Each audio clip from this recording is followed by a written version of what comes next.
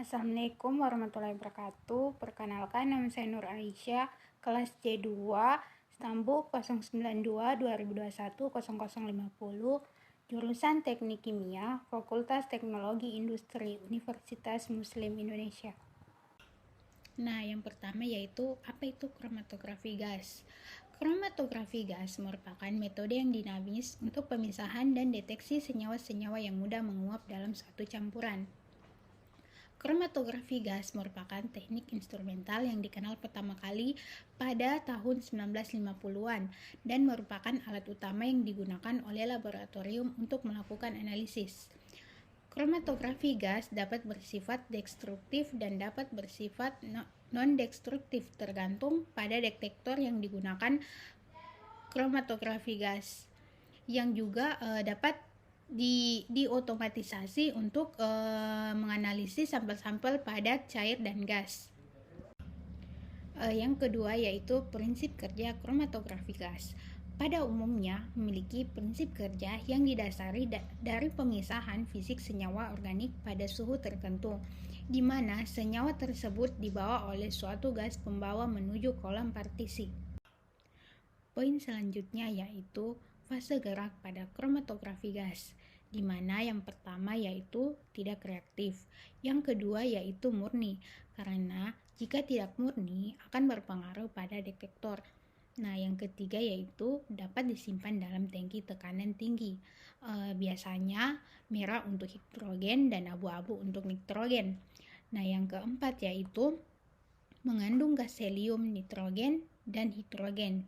Helium merupakan tipe gas pembawa yang sering digunakan karena memberikan efisiensi kromatografi yang lebih baik. Selanjutnya yaitu jenis kromatografi gas, di mana terbagi menjadi dua. Yang pertama kromatografi gas cair dan kedua kromatografi gas padat. Di mana pada kromatografi gas cair, fase diam yang digunakan adalah cairan yang diikatkan pada suatu pendukung sehingga solut akan terlarut dalam fase diam. Mekanisme sorpsinya adalah partisi. Sedangkan kromatografi gas padat digunakan fase diam padatan, kadang-kadang polimerik. Mekanisme sorpsinya adalah partisi. Selanjutnya yaitu komponen utama kromatografi gas, di mana dapat dilihat dalam diagram alir. Yang pertama yaitu sistem kontrol. Untuk setiap pemisahan dengan kromatografi gas terdapat optimum gas pembawa yang utamanya tergantung pada diameter kolom. Penggunaan kolom dengan diameter yang kecil akan menghemat gas pembawa secara signifikan.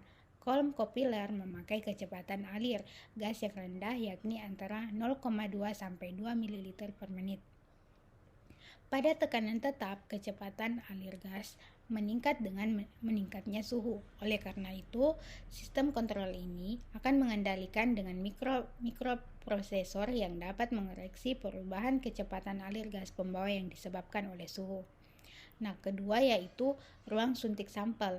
Ruang suntik atau disebut juga dengan inlet yang berfungsi untuk mengantarkan sampel ke dalam aliran gas pembawa.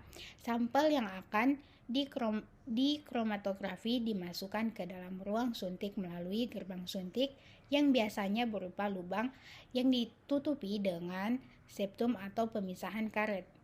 Pelarut sampel yang digunakan harus mempunyai sifat yang berbeda secara nyata dengan sampel yang dianalisis. Kemudian, penyuntikan dalam kromatografi gas dapat dilakukan dengan memakai alat suntik kedap gas atau sistem penyuntikan yang telah dirancang secara khusus. Kebanyakan penyuntikan dilakukan dengan menggunakan alat penyuntikan mikro. Selanjutnya yaitu kolom pada kromatografi gas, di mana kolom merupakan tempat terjadinya proses pemisahan karena di dalamnya terdapat fase diam. Ada dua jenis kolom pada kromatografi gas, yaitu kolom kemas packing kolom dan kolom kapiler. Nah, selanjutnya yaitu detektor.